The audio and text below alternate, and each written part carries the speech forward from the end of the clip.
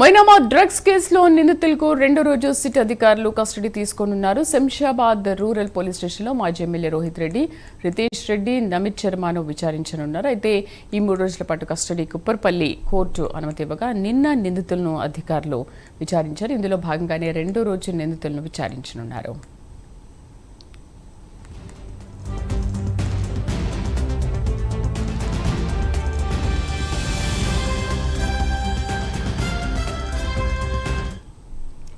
దీనిపైన పూర్తి సమాచారం కరెస్పాండెంట్ కుమార్ అందిస్తారు. కుమార్.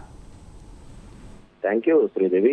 అయితే మొయినాబాద్ ఫామ్ హౌస్ డ్రగ్ కేసులోని ఇటు ఉప్పర్పల్లి కోర్టు ఇచ్చిన కస్టడీకి సంబంధించి ఈ రోజు రెండో రోజు విచారణ అయితే కొనసాగుతుంది. అయితే మొన్న ఉప్పర్పల్లి కోర్టు ఏదైతే నిందితులుగా ఉన్న రోహిత్ రెడ్డి, రితేష్ రెడ్డి అలాగే నమీష్ శర్మ ముగ్గురికి కూడా 3 రోజుల కస్టడీ విధిస్తూ కూడా కోర్టు అయితే అనుమతించింది. అయితే సిట్ అధికారులు కూడా నిన్న ఉదయమే ఏదైతే చెంచల్గూడ జైలు నుంచి ముగ్గురిని కూడా కస్టడీలోకి అయితే తీసుకున్నారు. అయితే శంషాబాద్ రూరల్ పోలీస్ స్టేషన్ లో ముగ్గురిని కూడా నిన్నంతా విచారించారు. ఈ రోజు రెండో రోజు విచారణ అయితే కొనసాగుతుంది. అయితే రేపటితోనే కస్టడీ ముగుస్తుంది. అయితే ముఖ్యంగా ఇటు రంగారెడ్డి జిల్లా మొయినాబాద్ ఫామ్ హౌస్ డ్రగ్ కేసులో మాజీ ఎమ్మెల్యే పైలట్ రోహిత్ రెడ్డి అలాగే ఏపీ టీడీపీ ఎంపీ అయిన పుట్ట మహేష్ తో సహా పలువురు డ్రగ్స్ పాజిటివ్ గా తేలింది. అయితే ముఖ్యంగా ఇప్పుడు వీళ్ళందరికీ కూడా డ్రగ్స్ పాజిటివ్ గా రావడంతో కూడా 2 తెలుగు రాష్ట్రాల్లో ఇది ఒక సంచలన విషయంగా మారుతుంది. ఈ కేసులో విచారణ కూడా ఇప్పటికే చెప్పుకున్న వేగవంతం చేసింది. అయితే డ్రగ్స్ పెడ్లర్లు రాకేష్ వర్మ అతని అనుచరుల ప్రమేయాలను కూడా ఇప్పటికే ఇటు గుర్తించినట్లయితే తెలుస్తుంది.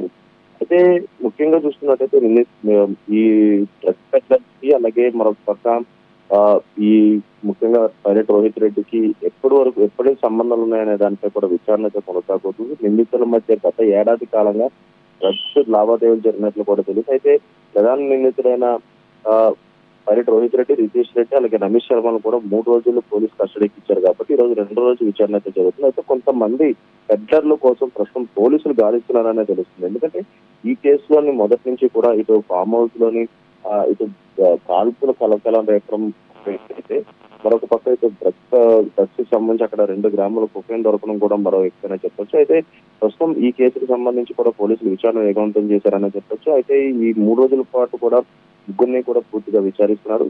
అయితే ఈ డ్రగ్స్ పెడ్లర్స్ కి పైలట్ రోహిత్ రెడ్డికి ఎంతకాలం నుంచి సంబంధాలు ఉన్నాయి, ఎన్నిసార్లు వాళ్ళ దగ్గర నుంచి డ్రగ్స్ కొనుగోలు చేశారు, అలాగే వాళ్ళకి ఎంతెంత అమౌంట్స్ ట్రాన్స్ఫర్ చేశారన్న దానిపై కూడా ప్రస్తుతం ఏదైతే విచారణ కొనసాగుతుంది.